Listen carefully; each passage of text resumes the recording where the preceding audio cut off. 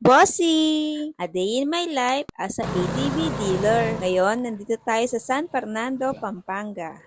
Tara, samahan nyo kami. Pero pag bitaw mo yan, automatic Automatic ititigil naman po siya. Yun.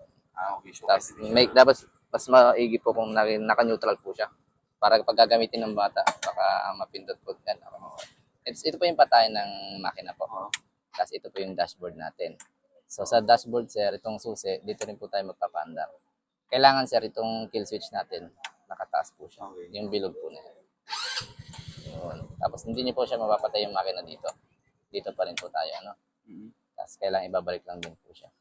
Yun. So yung mga... Itong gauge niyan to, Ito naman, sir, hindi naman gaano ka-accurate. Pero nag-accurate sa speed lang siya. okay. Sir. Yung RPM, hindi siya gaano. Tapos busina po. Yung headlight po ito. Yan. Kailangan po naka-open ito, sir.